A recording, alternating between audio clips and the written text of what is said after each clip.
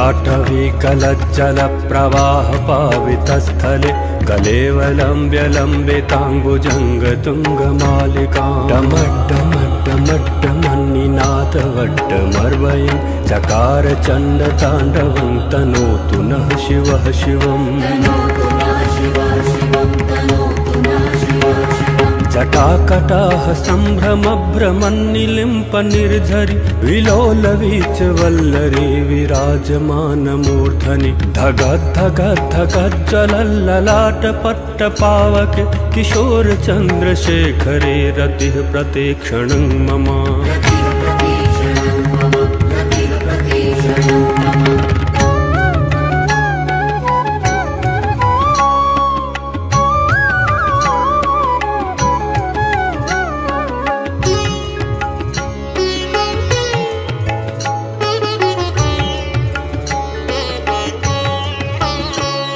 धराधरेन्द्रनन्दिनी विलासबन्धुबन्धुरा सुरद्दिगन्तसन्तति प्रमोदमान मानसे कृपाकटाक्ष धोरिणी निरुद्धदुर्धरापदि क्वचित् दिगम्बरे मनो विनोद मे तु वस्तुनि। जटाभुजङ्गपिङ्गलस्फुरत्फणमणिप्रभा कदम्बकुङ्कुमद्रव प्रलिप्तदिग्वधूमुखे मदान्धसिन्धुरस्फुरत्वगुत्तरीयमेदुरे मनो विनोदमद्भुतं बिभर्तु भूतभर्तरि।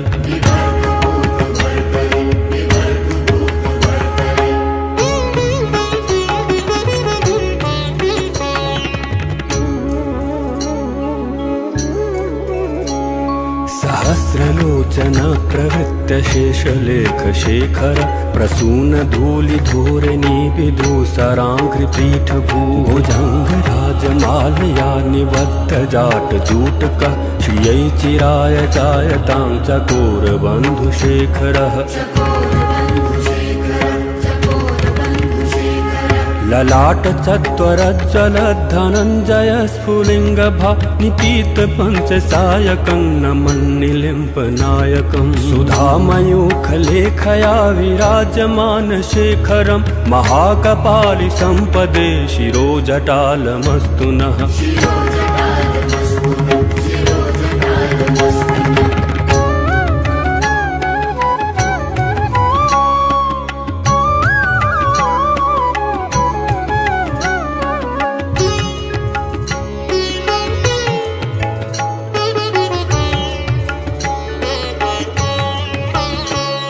कराल भाल पट्टिका धगद्धगद्धगज्ज्वल धनञ्जयाहुतिकृत प्रचण्ड पञ्चसायके धराधरेन्द्र नन्दिनी कुचाग्र चित्रपत्रक प्रकल्पनेक शिल्पिनि त्रिलोचने रतिर्ममा। नवीन मेघमण्डली निरुद्ध दुर्धरस्फुर कुहूनिशीथिनीतमः प्रबन्धबद्ध कन्धरः निलिम्प निर्झरीधरस्तनोतु कृत्तसिन्धुरः कलानिधान बन्धुरः श्रियं जगद्धुरन्धरः।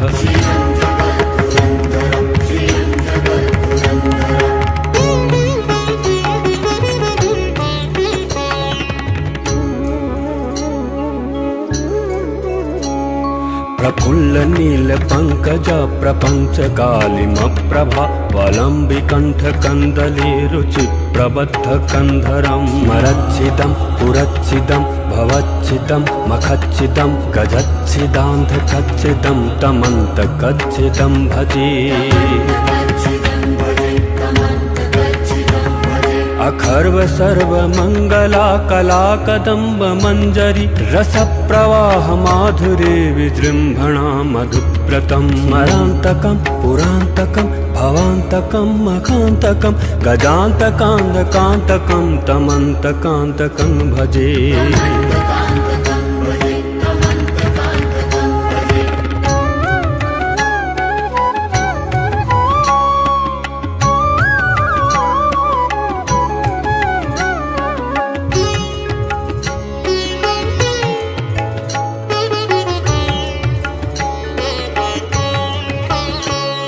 जयत्वतभ्रविभ्रमभ्रमत्भुजङ्गमश्वस द्विनिर्गमत्क्रमस्फुरत्करालभालहर्यवाधिमिद्धिमिद्धिमिध्वनन् मृदङ्गतुङ्गमङ्गल ध्वनिक्रमप्रवर्तितप्रचण्डताण्डवः शिवः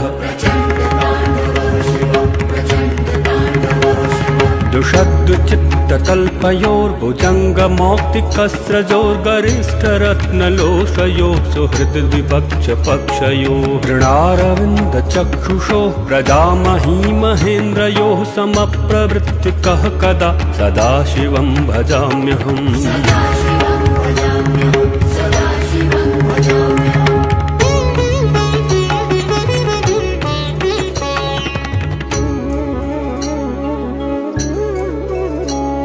कदा निलिम्पनिर्झरी निकुञ्जकोटरे वसन् विमुक्तदुर्मतिः सदा शिरस्थमञ्जलिं वहन् विलोललोललोचनो ललामभाललग्नकः शिवेति मन्त्रमुच्चरन् कदा सुखी भवाम्यहम्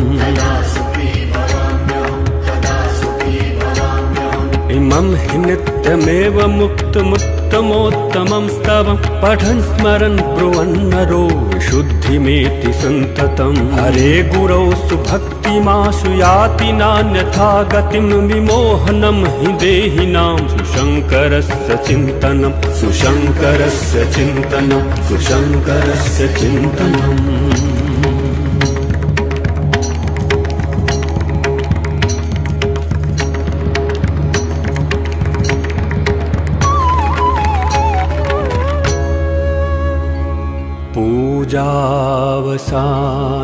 पूजावसानसमये दशवक्त्रगीतम् यः शम्भुपूजनपरम् पठति प्रदोषे तस्य स्थिरा रथ गजेन्द्रतुरङ्गयुक्ता लक्ष्मीं सदैव सुमुखीं प्रददाति शम्भुः प्रददाति शम्भुः प्रददाति शम्भुः ॐ नमः शिवाय।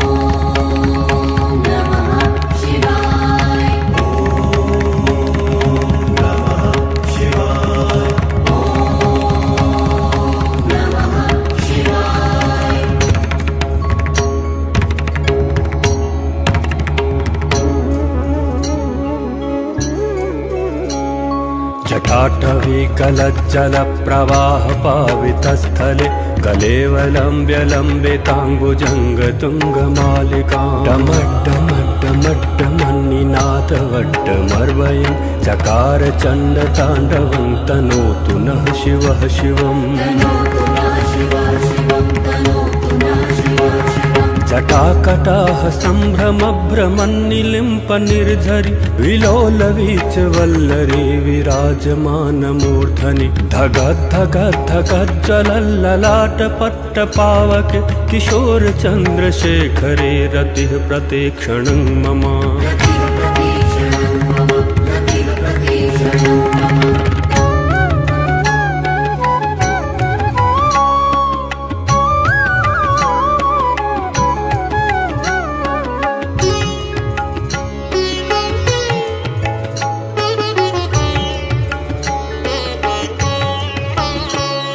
धराधरेन्द्रनन्दिनी विलासबन्धुबन्धुर सुरद्दिगन्तसन्तति प्रमोदमान मानसे कृपाकटाक्ष धोरिणी निरुद्ध दुर्धरापदि क्वचित् दिगम्बरे मनो विनोद मे तु वस्तुनि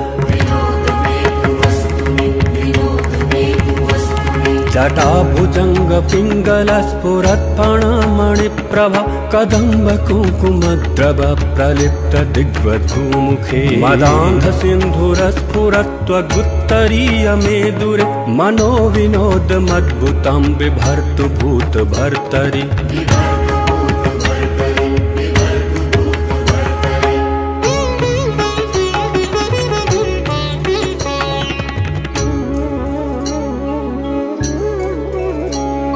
सहस्रलोचन प्रवृत्त शेषलेख शेखर प्रसून धूलि धूरिणी विदूसराङ्घ्रि पीठ भुजंग राजमालया निबद्ध जाट जूटक श्रियै चिराय चायतां चकोर बंधु शेखरः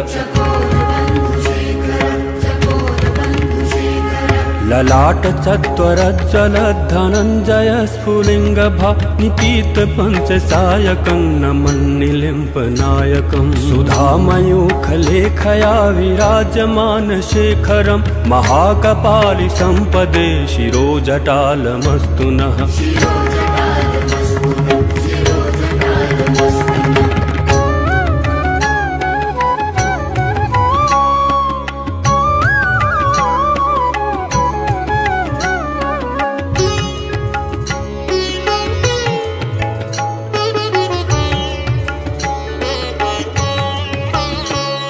कराल भाल पट्टिका धगद धगद धगद जल धनञ्जयाहुति कृत प्रचंड पंचसायके धराधरेन्द्र नंदिनी कुचाग्र चित्र पत्रक प्रकल्पनेक शिल्पिनी त्रिलोचने रतिर्ममा नवीन मेघ मंडली निरुद्ध दुर्धर स्फुर कुहूनि शीथिनीतम प्रबंधबद्ध कंधरः निलिम्प निर्झरीधरस्तनोतु कृत सिंधुर कला निधान बंधुरः श्रियं जगद्दुरंधरः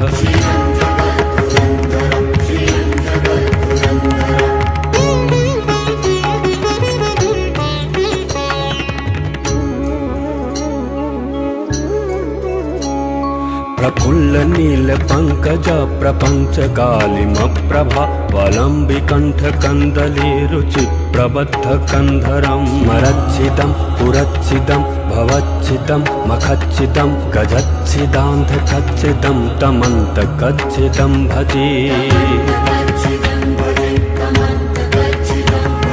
अखर्व सर्व मंगला कला कदम्ब मंजरी रस प्रवाह माधुरे विजृंभणा मधुव्रतं स्मरान्तकं पुरान्तकं भवान्तकं मखान्तकं गजान्तकान्तकान्तकं तमन्तकान्तकं भजे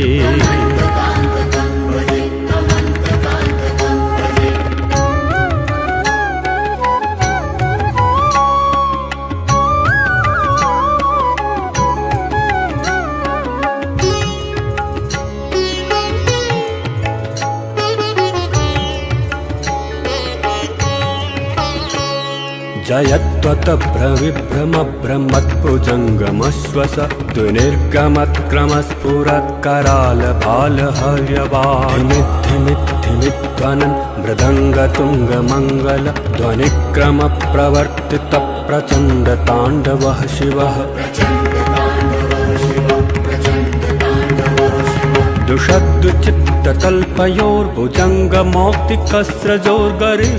दुषद्दुचित्ततल्पयोर्भुजङ्गमौक्तिकस्रजोर्गरिष्ठरत्नलोषयोः सुहृद्विपक्ष पक्षयोः ऋणारविन्दचक्षुषोः प्रजामही महेन्द्रयोः समप्रवृत्तिकः कदा सदाशिवं भजाम्यहम्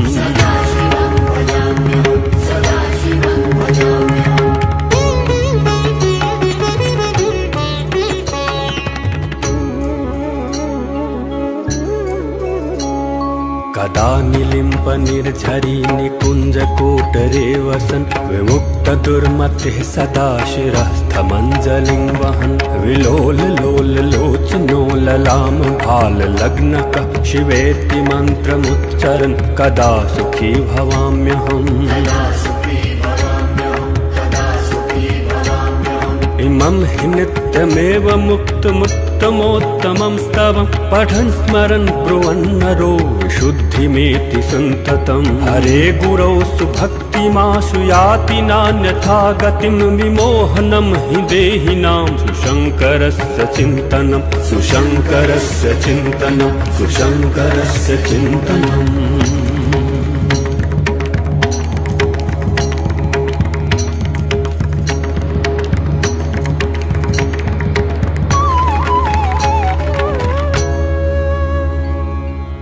पूजावसान समये दशवक्त्रगीतम्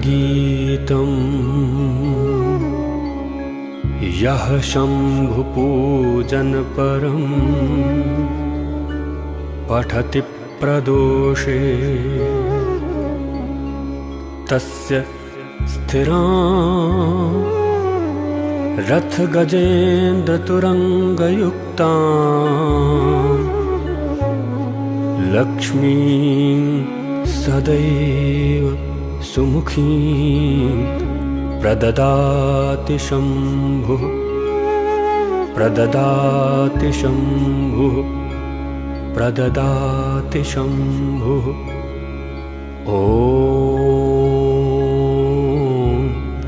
नमः शिवाय।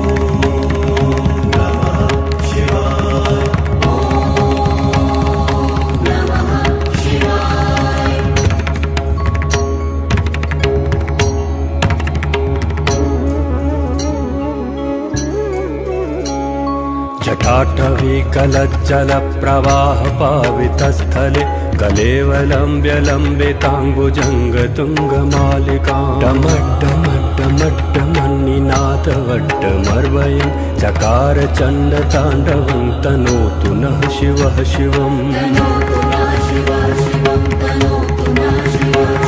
जटाकटाह सम्भ्रमभ्रमन्निलिम्प निर्झरि विलोलवीचवल्लरी विराजमानमूर्धनि धगद्धगद्धगज्ज्वलल्ललाटपट्टपावके किशोरचन्द्रशेखरे रतिः प्रतीक्षणं मम।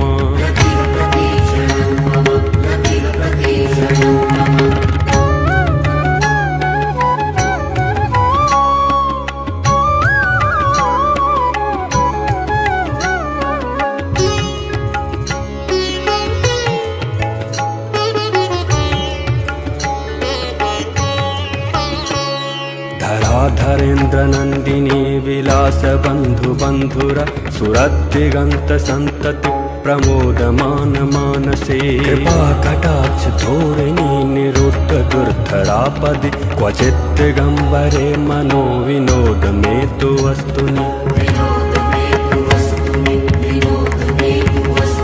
जटाभुजंग पिंगल स्फुरत्फणमणिप्रभ कदम्ब कुङ्कुमद्रव प्रलिप्त दिग्वधूमुखे मदान्ध सिन्धुरस्फुरत्वगुत्तरीय मेदुरे मनो विनोद मद्भुतं बिभर्तु भूत भर्तरि।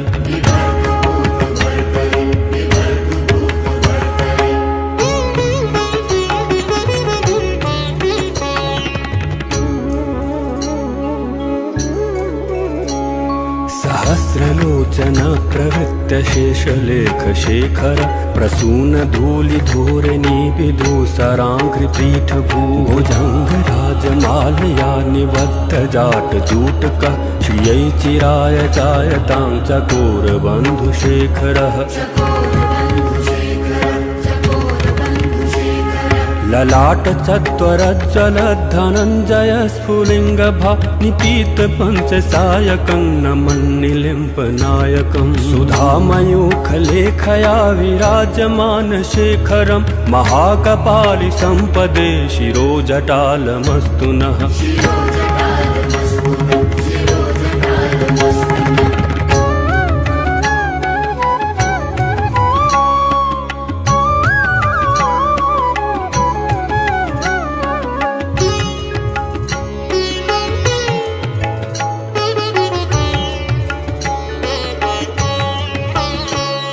कराल भाल पट्टिका धगद् धगद् धगज्ज्वल धनञ्जयाहुति कृत प्रचण्ड पञ्चसायके धराधरेन्द्र नन्दिनी कुचाग्र चित्रपत्रक प्रकल्पनेक शिल्पिनि त्रिलोचने रतिर्ममा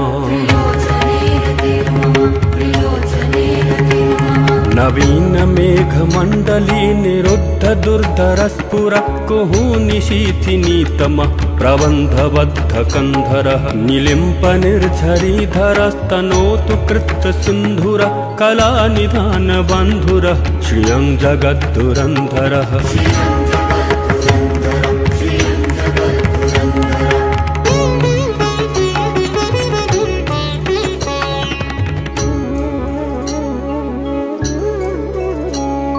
प्रफुल्ल नील पंकज प्रपंच गालिमप्रभा वलम्बिकण्ठ कन्दले रुचि प्रबद्ध कन्धरं स्मरच्छिदं पुरच्छिदं भवच्छिदं मखच्छिदं गजच्छिदान्धकच्छिदं तमन्तकच्छिदं भजे।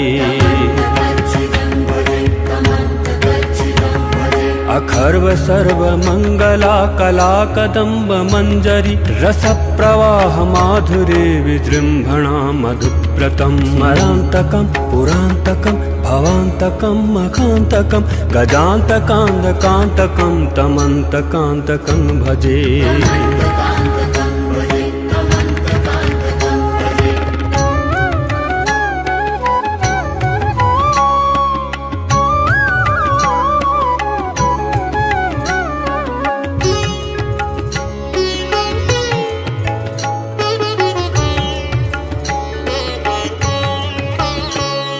जयत्वत भ्रविभ्रमभ्रमत्भुजङ्गमश्वस द्विनिर्गमत्क्रमस्फुरत्कराल बालहर्यवाधिमिद्धिमिद्धिमिध्वनन् मृदङ्गतुङ्गमङ्गल ध्वनिक्रमप्रवर्तित प्रचण्ड ताण्डवः शिवः।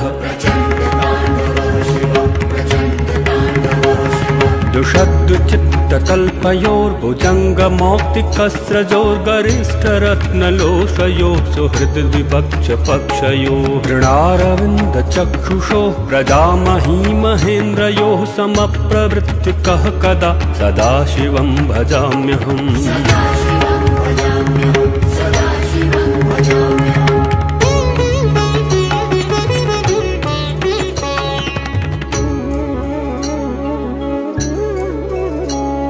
कदा निलिम्प निर्झरी निकुञ्ज कोटरे वसन् विमुक्त दुर्मतिः सदा शिरस्थमञ्जलिं वहन् विलोल लोल लोचनो ललाम भाल लग्नकः शिवेति मन्त्रमुच्चरन् कदा सुखी भवाम्यहम्। इमं हि नित्यमेव मुक्तमुत्तमोत्तमं स्तवं पठन् स्मरन् ब्रुवन्नरो विशुद्धिमेति सन्ततं हरे गुरौ सुभक्तिमाशु याति नान्यथा गतिं विमोहनं हि देहिनां सुशङ्करस्य चिन्तनं सुशङ्करस्य चिन्तनं सुशङ्करस्य चिन्तनम्।